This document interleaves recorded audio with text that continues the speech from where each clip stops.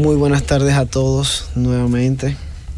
Bueno, ya pasando un poquito más del tema del COVID, yo en mi comentario de hoy quiero referirme a una exigencia que hemos tenido aquí entre nosotros, ¿no? Y que es parte del clamor popular acerca de un procurador general independiente.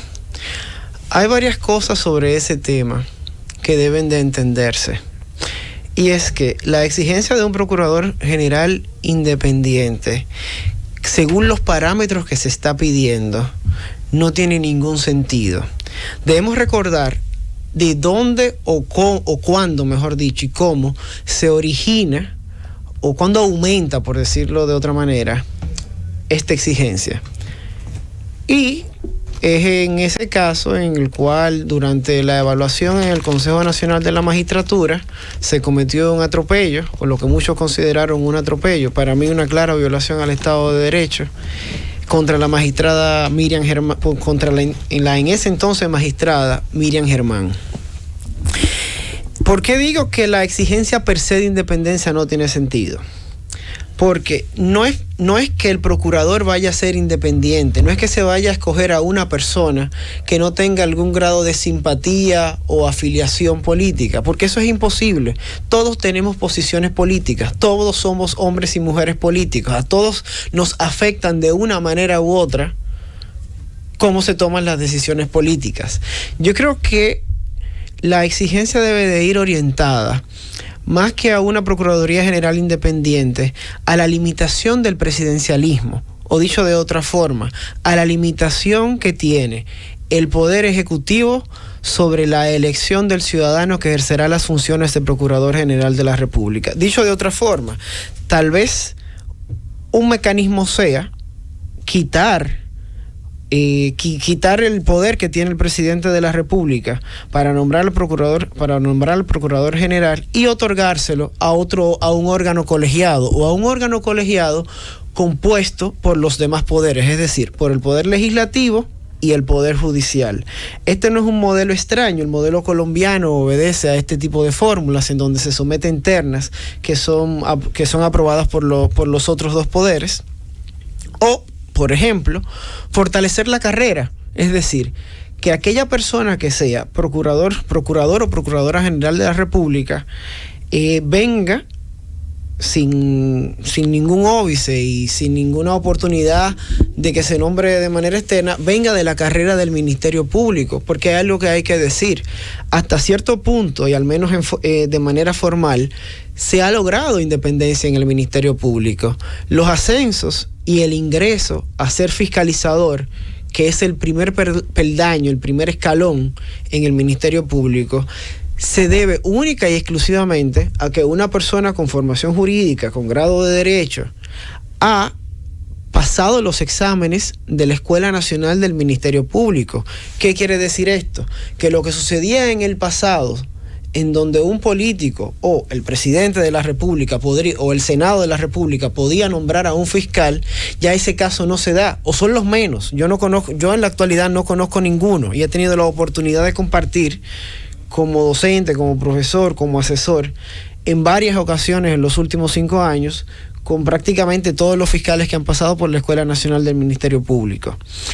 Ese primer grado de independencia se logra mediante la carrera. El gran problema es que ese primer grado solamente llega hasta procurador de la Corte, es decir, de fiscalizador a fiscal en primera instancia y procurador ante la Corte de Apelación. Luego, cuando vamos a la figura del Procurador General de la República, nos vamos a encontrar de que los nombra el presidente de la República, así como también nombra a otros 7 fiscales adjuntos.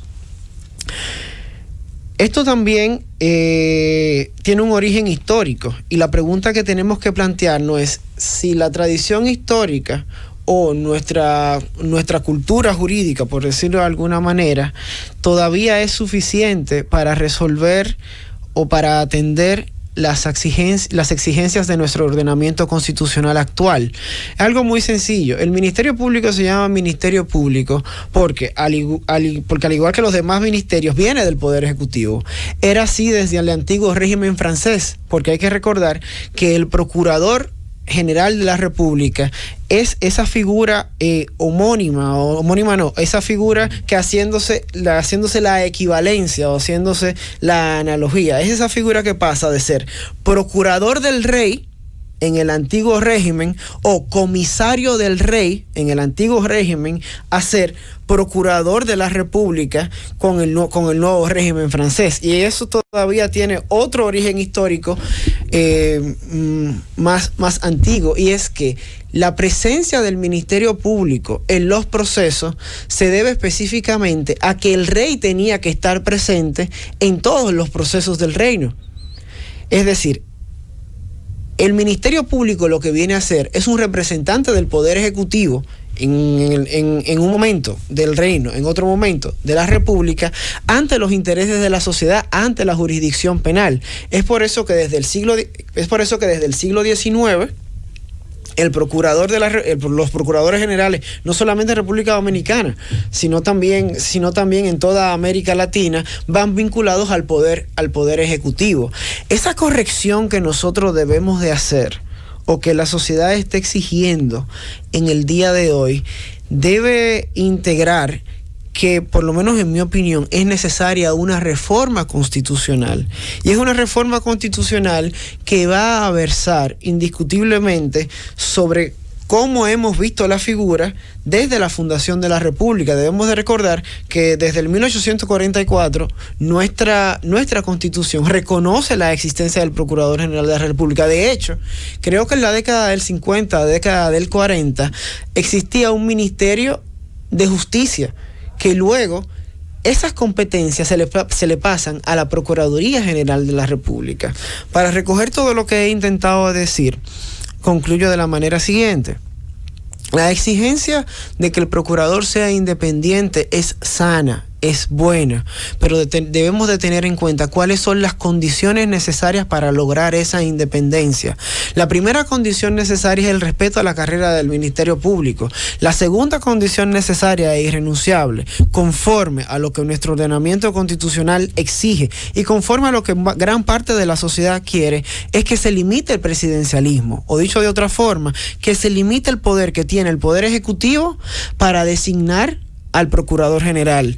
Eso también implica que el Ministerio Público deje de ser un ministerio público, porque los ministerios, por nomenclatura, por concepto, pertenecen al Poder Ejecutivo, y pase a ser una especie de órgano extrapoder o una especie de órgano totalmente independiente, totalmente ajeno a la injerencia del Poder Ejecutivo. Y para eso es necesario una reforma constitucional, porque el 16 de agosto, cuando el licenciado Luis Abinader Corona asuma la presidencia de la República, la dirección del Poder Ejecutivo, el Procurador General seguirá siendo una persona designada por el presidente. Eso es bueno que lo tengamos claro. El grado de independencia que nosotros estamos exigiendo requiere, sin discusión alguna, un rediseño de la figura constitucional del Ministerio Público y el Procurador General de la República, y además un rompimiento con lo que es la tradición jurídica y la tradición política del rol y la forma de designación que ha tenido la figura del Procurador General de la República. Francis.